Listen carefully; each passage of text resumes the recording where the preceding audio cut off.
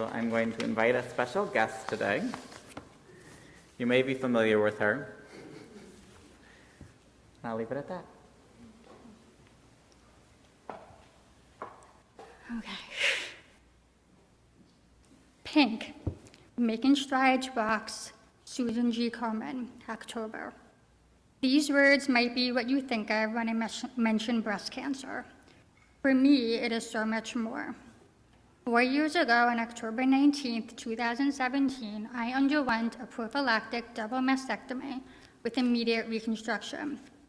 Looking at this week's Parsha, Lecha, Abraham, at the age of 99, entered upon the covenant with God by circumcising himself to connect to God and protect himself from future harm. Circumcision can be seen as a prophylactic surgery. Prophylactic, which means preventative measure, comes from the Greek word for an advance guard. Just as Abraham secured the future of his lineage based on medical advice, research, and my own and family medical history, I too made this drastic decision to guard my future. Before I delve further into my situation, we need to understand the statistics involved.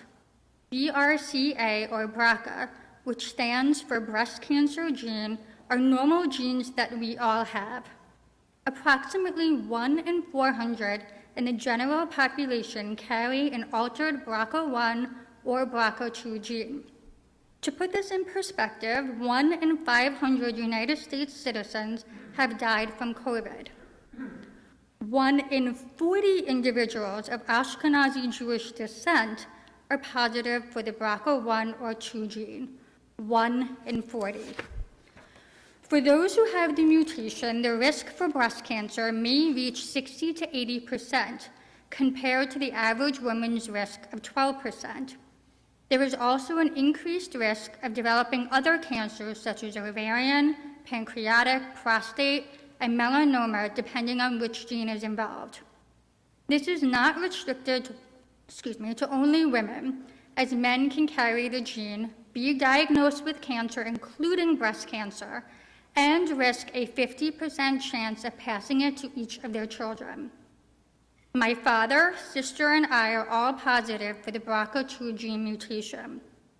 As you may recall from biology class, my father had to have inherited the gene mutation from one of his parents. His father, my grandfather, although never tested, is believed to have been also positive.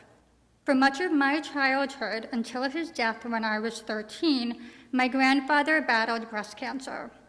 My mother does not have the gene mutation. However, she has her own history of breast cancer as well. At the age of 42, my sister was diagnosed with breast cancer. She was very quickly tested and found to be positive for the BRCA2 gene mutation. I needed to then decide what to do. Eliana was about to turn 1. We had discussed having 3 children, and I had always said I would not find out if I carried the gene mutation until I was done having children. Yet doctors will encourage their patients to begin screenings for cancer 10 years before the youngest family member was diagnosed, and I was 33. I immediately made an appointment with a genetic counselor who informed me of my positive status and counseled us in our next steps. I met with a breast surgeon. I experienced significant emotional trauma in having biopsies. I met with 2 different plastic surgeons. I had options. I could continue to meet with my doctors and have mammograms and MRIs alternating every 6 months, or I could have surgery, and the surgery options were not limited to just one type. At the age of 33, I had my first mammogram. Never having had a mammogram before, and thus not having a baseline for the doctor to compare, they felt I needed biopsies to ensure that what would later be diagnosed as calcifications were just that, calcifications. Between the procedure itself and the anxiety over waiting for the results, it was debilitating. Is this something I wanted to experience twice a year? Gary, a character who is in remission from breast cancer, says it well on the show A Million Little Things. Secondly, it's not that I don't have cancer, Ed. It's that I don't have cancer right now. The all-clear screening I got this week just gives me permission to hold my breath for another 3 months. I knew it was only a matter of time before I would receive a call from the doctor stating I had cancer. I needed to factor not just the physical, but also my emotional well-being into my decision. I have anxiety, and I have anxiety over things I cannot control. I knew what I needed to do. Few people understood my decision.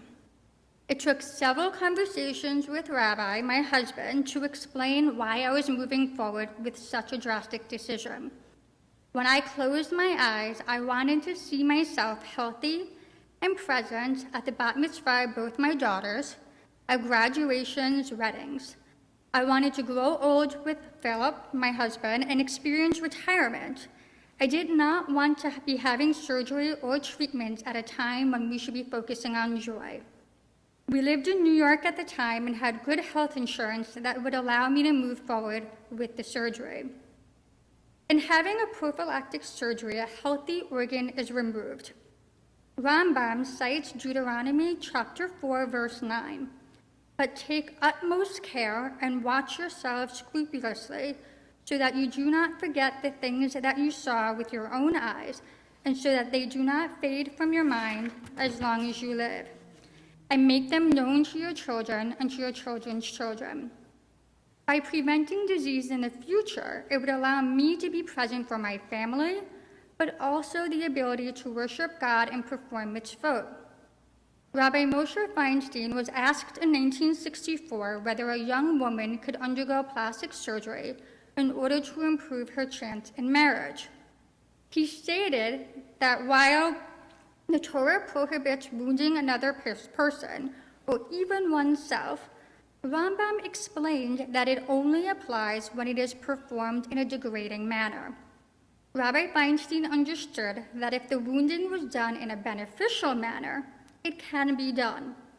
If the surgery is done to alleviate pain and with the consent of the patient, then the surgery would not violate the prohibition of self-wounding. Furthermore, Rabbi Mordecai Jacob Rush argued that if having the surgery would bring relief of psychological pain, there was a justifiable reason to have cosmetic surgery. In the Rambam Maimonides Medical Journal, written by Dr. Sharon Galper Grossman, a member of the Medical Advisory Board of the Lemonade Fund and consultant on the care of oncology patients, both in Ra'anana, Israel, Rabbi Feinstein is referenced. He was asked whether a woman undergoing a hysterectomy could have her healthy ovaries removed at the time of surgery to prevent cancer in the future. Feinstein concluded that it was permissible to remove the healthy ovaries of a woman who has a 5% chance of ovarian cancer in the future. Dr. Grossman further concluded that if this was the case, then it certainly should be permitted to remove the healthy ovaries of a BRCA carrier with a 50% chance of developing ovarian cancer in the future, and the healthy breasts of a BRCA carrier with a 50 to 60% chance of developing breast cancer in the future. Such surgery would also be for her benefit. Right before my surgery, I met a young woman through a Facebook group who was having her surgery the day before mine at the same hospital with the same surgeons. We instantly connected. In fact, right before her discharge, we met for the first time when she visited me in my hospital room. Candace later shared with me, "In my mind, it's a bear trap. My foot is caught, I'm right outside a bear's den, and I have a few good options. I can wait for help, a scientific cure, but who knows how long it will take? Will the side effects of waiting and watching be detrimental in the long run? And what will happen while I wait? Will the bear come back in the meantime and eat me? Maybe when the bear comes, it won't kill me, just take my arm or leave some scars on my face. Maybe I'll be strong enough to fight it off. But lots of people aren't. The last option is to cut off your foot to save your own life. A little crazy, an act of desperation to protect from the unknown. Could there be complications? Of course. Your body isn't a fan of amputation. but it gives a sense of control. Freedom from the trap and freedom from the bear. A chance to move on. No one wants to be in this crazy bear trap, but here we are. Now what? I may not be a survivor, but I am a previvor, an individual who has an elevated predisposition to being diagnosed with cancer due to a risk running through my family. I always believed that one day I would find myself facing a diagnosis. Finding out that I was positive for the BRCA gene mutation, I was given options on how to move forward. I continue to meet with a nurse practitioner with the Gene Home at Moffitt Cancer Center. She reviews my medical history and provides me with updated medical research. What cancers are now being linked to the BRCA mutation? What doctor should I be visiting? And are there any screenings I need to have done? Even if you are not 1 in 40, listen to your body. Make those appointments. Have those screenings no matter how uncomfortable, no matter how inconvenient. It's better to have options and be on top of it than find out too late. Shabbat Shalom.